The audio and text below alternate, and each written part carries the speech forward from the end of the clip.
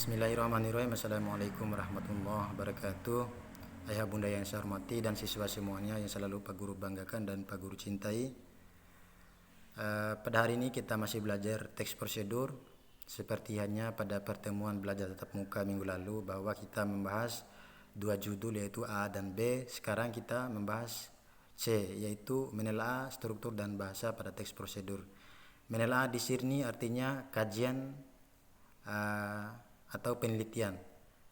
Jadi dalam KBBI menelaah artinya kajian atau penelitian. Pak Guru harapkan siswa semuanya bisa memiliki kamus besar bahasa Indonesia agar siswa bisa mencari arti dan makna dari bahasa yang belum dimengerti atau kata yang belum dimengerti. Silakan siswa beli buku KBBI atau download dalam aplikasi Play Store Kamus Besar Bahasa Indonesia. Nanti akan keluar KBBI. Ada beberapa subjudul yang harus kita pelajari pada pertemuan hari ini. Yang pertama, mencermati struktur teks prosedur. Yang kedua, menelaah teks prosedur dari segi strukturnya. Yang ketiga, memperbaiki dan melengkapi teks prosedur. Yang keempat, penggunaan bahasa dalam teks prosedur. Subjudul yang pertama, mencermati struktur teks prosedur, cara membuat. Seperti hanya pembahasan pada pertemuan sebelumnya bahwa ada 3 jenis teks prosedur. Teks prosedur cara membuat, teks prosedur mengerjakan atau melakukan suatu pekerjaan. Yang ketiga, teks prosedur menggunakan atau memainkan alat. Jadi jenis teks prosedur ini tentunya ada struktur. Teks prosedur cara membuat strukturnya yaitu ada tujuan, ada bahan dan alat. Yang ketiga ada langkah-langkah. Yang keempat penutup. Begitu juga struktur teks prosedur cara melakukan pekerjaan, yaitu ada judul, ada tujuan, ada langkah, dan ada penutup. Ada 4 ya, 4 dengan judul ya. Ada judul, 1 judul, 2 tujuan, 3 langkah, 4 penutup. Begitu juga struktur teks prosedur cara menggunakan atau memainkan alat. Jadi ada judulnya, ada tujuannya, ada langkahnya, dan ada penutup ya. Pak Guru coba deskripsikan bentuk bahasa struktur tujuan. Contoh bentuk bahasanya seperti ini. Menu sarapan super sehat dan kaya serat. Penambahan singkong dan ubi ungu selain untuk memperkaya warna dan gizinya juga membuat tekstur bubur beras ini lebih pulen. Nah, ini adalah bentuk deskripsi bahasa pada struktur tujuan. Kemudian bentuk bahasa pada struktur bahan dan alat seperti ini. Begitu juga struktur langkah, bentuk bahasanya seperti ini. Kemudian struktur bahasa pada struktur penutup, bentuk bahasanya seperti ini. Jadi ada perbedaan struktur dari ketiga jenis teks prosedur tadi. Pak Guru deskripsikan untuk struktur tujuan bahwa pada bagian ini menyebutkan apa yang dibuat atau dilakukan pada bagian ini. Pada bagian ini, penulis mencoba menangkap minat pembaca pada produk atau kegiatan yang akan dibuat panduannya dengan menggunakan pilihan kata yang mampu menarik perhatian dan hindari ungkapan negatif seperti susah dilaksanakan atau akan memakan waktu lama. Jadi ada pilihan kata yang menarik seperti hanya dalam teks prosedur yang berjudul cara membuat bubur Manado ini. Pada struktur tujuannya ada bahasa yang menarik yaitu super sehat dan kaya serat.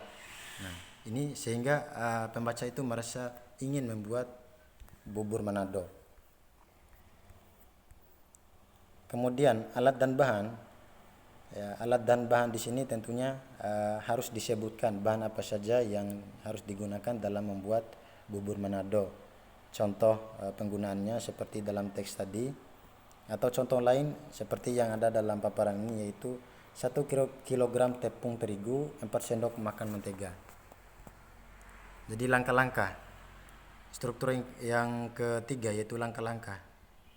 Bentuk penyajian langkah-langkah ada 2, yaitu dalam bentuk uraian paragraf, yaitu menggunakan kata pertama, kedua, dan ketiga.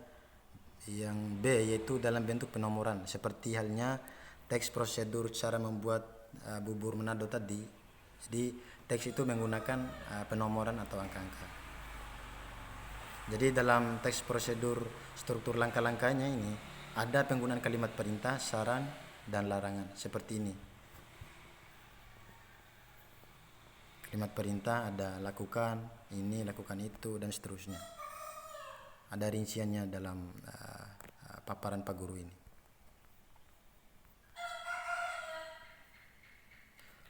Subjudul yang kedua yaitu menelaah urutan teks prosedur sesuai dengan strukturnya. Nah, ini kita lewati saja karena ini akan kita susun beberapa urutan di sini, kita lewati saja. Yang ketiga, memperbaiki dan melengkapi teks prosedur. Nah, pada subjudul yang ketiga ini, inilah yang akan menjadi latihan siswa, yaitu mengisi salah satu teks prosedur yang berjudul membuat angklung. Jadi dalam struktur tujuan dan struktur bahan dan alat di sini dikosongi atau diberi tanda titik. Ya, inilah yang kemudian harus dikerjakan oleh siswa, yaitu mengisi kolom yang kosong ini atau titik-titik ini. Jadi ada dua struktur yang kosong, ada struktur tujuan dan struktur bahan dan alat. Tugas siswa lah yang mengisi kekosongan tersebut. Kemudian struktur yang kosong yang ketiga yaitu struktur penutup. Subjudul yang keempat, menelaah penggunaan bahasa dalam teks prosedur. Jadi ada penggunaan kalimat perintah, seperti yang Pak Guru paparkan di depan ini, yaitu contoh pernyataannya, Anda perlu memposisikan tubuh sejajar dengan monitor. Kalimat perintahnya adalah posisikan tubuh sejajar dengan monitor. B, ada penggunaan bentuk pasif. Nah, inilah contohnya.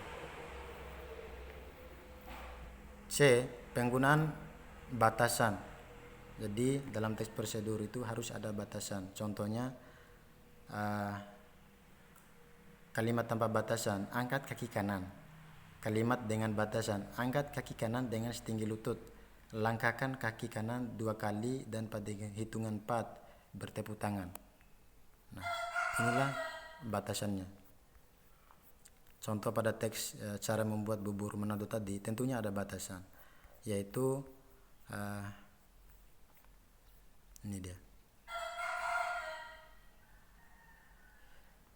Nah, didihkan air, masukkan berurutan nasi merah, singkong, ubi jagung, pipil, dan sareh, aduk sampai bubur mengental. Dan juga bahannya juga di sini merupakan batasan 400 gram, jadi nggak boleh 600 gram. Seperti itulah contoh batasan dalam teks prosedur.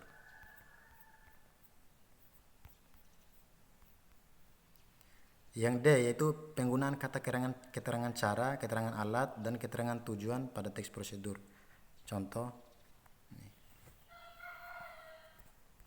keterangan alat, contohnya yaitu seperti ini. Siswa bisa buka buku paketnya pada halaman 109. Keterangan kuantitas, contoh penggunaan bahasanya seperti yang telah ada dalam buku paketnya, bisa siswa buka halaman 109. Kemudian keterangan syarat. Jadi dalam teks prosedur itu ternyata ada keterangan syarat. Iya, ada. Ini contoh kalimatnya. Kemudian keterangan akibat. Ada keterangan akibat dalam teks prosedur. Jadi siswa silakan kaji dan telah lebih dalam lagi di rumah masing-masing. E, menggunakan kalimat saran atau larangan. Tentunya seperti yang telah Pak Guru jelaskan pada perincian langkah-langkah tadi, ada kalimat saran dan larangan. F, menggunakan kata penghubung, pelesapan, dan kata acuan. Nah, inilah contohnya.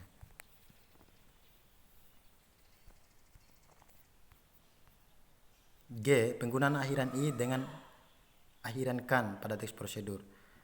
Akhiran i dipakai jika objek dalam kalimat tidak bergerak. Akhiran kan dipakai jika objek bergerak. Contoh, lumuri loyang dengan mentega. Jadi tidak bergerak objeknya. Lumurkan mentega pada loyang. Jadi di sini objeknya bergerak.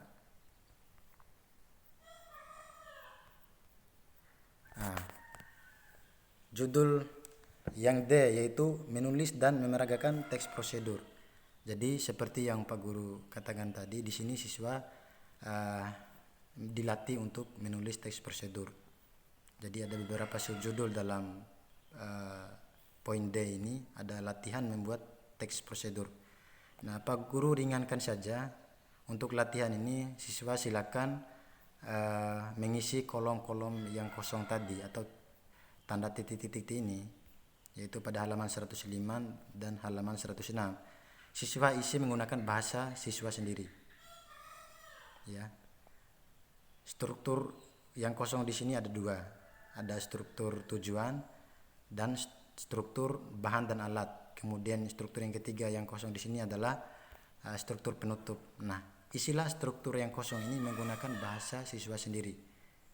Karena struktur langkah-langkah di sini sudah ada.